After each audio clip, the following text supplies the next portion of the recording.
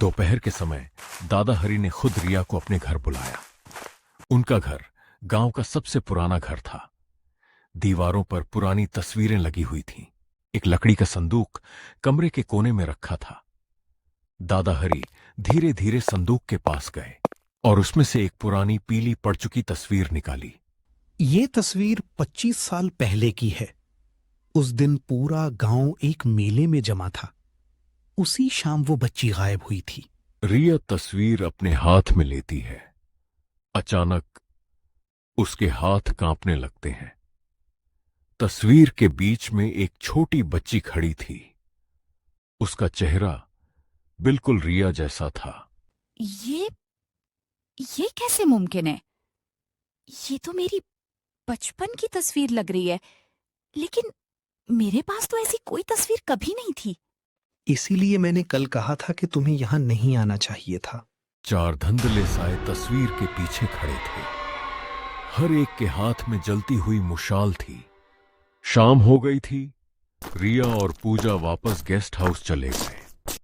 रात हो चुकी थी और चारों तरफ गहरा अंधेरा छा गया था। इस बार पूरा गांव जाग रहा था। कोई भी अपने घर की बत्ती बंद नहीं कर रहा था। सबको पता था वे फिर से आएंगे। अचानक जंगल से फिर वही 4 रोशनियां दिखाई दी। 4 मशाल हुए लोग धीरे धीरे गांव में दाखिल हुए।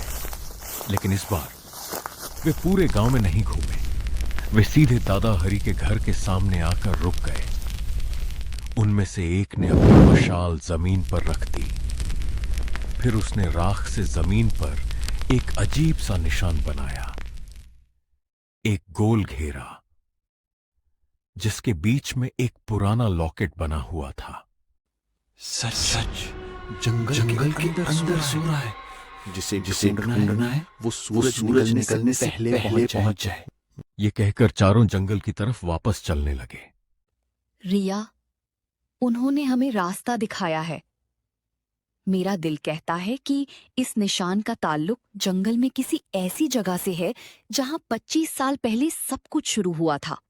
हाँ, तुम ठीक कह रही हो। हमें जंगल जाकर पता करना है कि आखिर हमारे गांव में आने से 4 मशाल वाले 25 साल बाद वापस कैसे आ गए और इनका मेरे साथ क्या कनेक्शन है।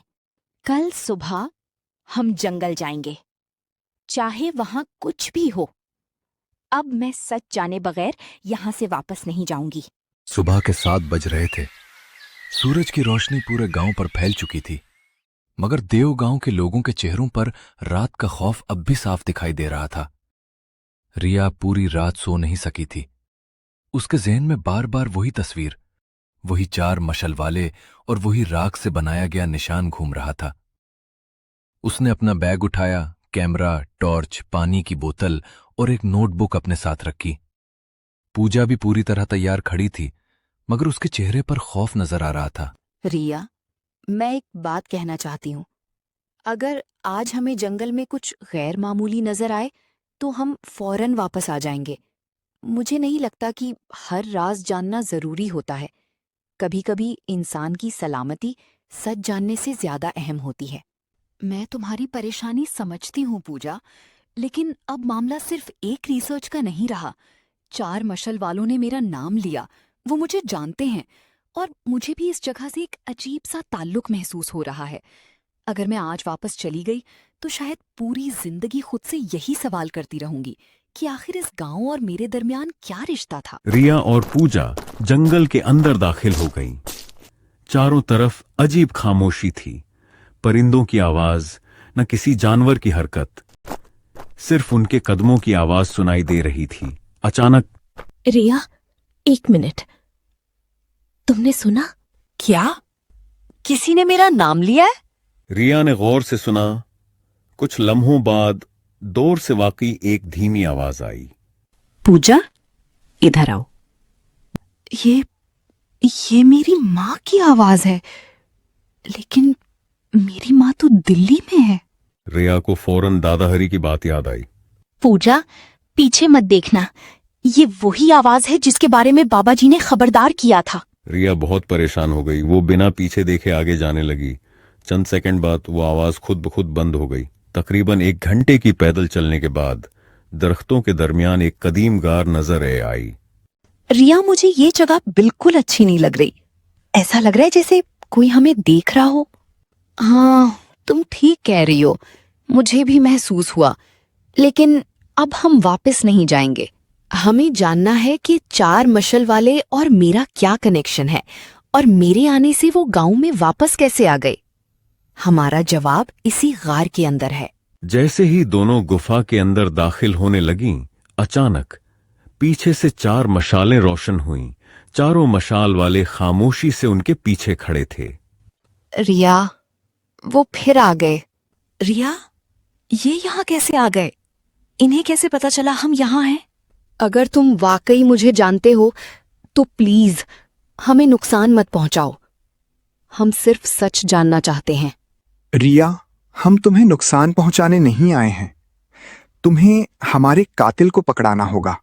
वो इसी जंगल में रहता है। उसी लम्हे किसी के तेज कदमों की आवाज सुनाई दी। कोई शख्स हाथ में बंदूक लिए आहिस्ता आहिस्ता इनकी तरफ आ रहा था। आखिरकार तुम सब मुझे मिल ही गए। मैं 25 साल से इस दिन का इंतजार कर रहा था। तुम हो कौन और तुम हमें कैसे जानते हो? मेरा नाम रघु है और इस गांव में जो 25 साल पहले कुछ हुआ था उसका असल गवाह भी मैं ही हूं। तुम 25 साल पहले भी यहाँ थे? सिर्फ मौजूद नहीं था बल्कि इस पूरी कहानी का हिस्सा था। वो चंद कदम आगे बढ़ा। उसकी आवाज में ना पछतावा था ना खौफ, सिर्फ गुरूर था। 25 साल पहले मैं जंगल में छुपा रहता था। मैं चोर था, स्मगलर था और पुलिस से भाग रहा था। इसी दौरान एक छोटी सी बच्ची रास्ता भटककर मेरे ठिकाने तक पहुंच गई। मैंने सोचा अगर ये बच्ची वापस गांव पहुंच गई तो मेरा राज सबके सामने आ जाएगा, इसलिए मैं उसे अपने साथ ले गया। वो बच्ची मैं थी? हाँ, वो तुम ही थी। यानी तुम वाकई इस गांव में पहले आ चुकी हो? लेकिन मेरी बदकिस्मती ये थी कि गांव के 4 नौजवान राम, मोहन, श्याम और गोपाल मशलें लेकर तुम्हें ढूंढने जंगल में आ गए। तुम्हें इसके ठिकाने का पता चल गया था। कोई और तुम्हें ढूंढते हुए यहां तक आया, तुम्हें मारने लगा था, लेकिन तभी वहां हम आ गए।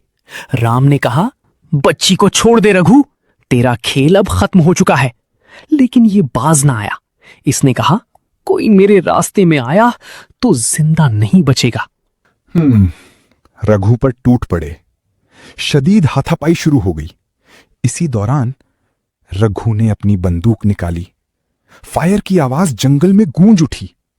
एक गोली, फिर दूसरी, फिर तीसरी। चारों नौजवान एक एक करके जमीन पर गिर गए। लेकिन गिरने से पहले गोपाल ने छोटी रिया को जोर से धक्का दिया। वो लुढ़कती हुई झाड़ियों के पीछे जा गिरी और महफूज हो गई। गोलियों की आवाज सुनकर दूर से पुलिस की जीपों के सायरन सुनाई देने लगे। रघु घबराकर जंगल की तारीकी में फरार हो गया। पुलिस ने अगली सुबह जख्मी बच्ची को जंगल से बरामद किया। जज्बाती होने से कुछ नहीं होगा। वो चारों मर चुके हैं। रिया, इसीलिए वो चारों तुम्हारा इंतजार कर रहे थे। हम किसी से बदला लेने नहीं आए। हम सिर्फ अपना वादा पूरा करने वापस आए थे। हमने उस रात एक दूसरे से वादा किया था कि जब तक ये बच्ची खुद वापस आकर हकीकत ना जाने, हमारी रूहों को सुकून नहीं मिलेगा। रिया रोते हुए उनके सामने आ जाती है। मैं आप सबकी हमेशा मकरूज रहूंगी। अगर आप लोग अपनी जान खतरे में ना डालते तो शायद मैं आज जिंदा ना होती। मैं दिल से आप सबका शुक्रिया अदा करती हूँ। मैंने 25 साल पहले भी तुम सबको खत्म कर दिया था और आज दोबारा तुम मेरे रास्ते में आ गए हो। तुम चाहे जिंदा हो या रूह, मैं किसी से नहीं डरता। हम तुमसे बदला लेने आए हैं राघु। वो राघु को ऊंचाई से फेंक देते हैं और वो मर जाता है। इसके बाद गांव में सब नॉर्मल हो जाता है। 4 मशाल वाले चले जाते हैं और वो अब कभी वापस नहीं आते। गांव के सब लोग बहुत खुशी से रहते हैं।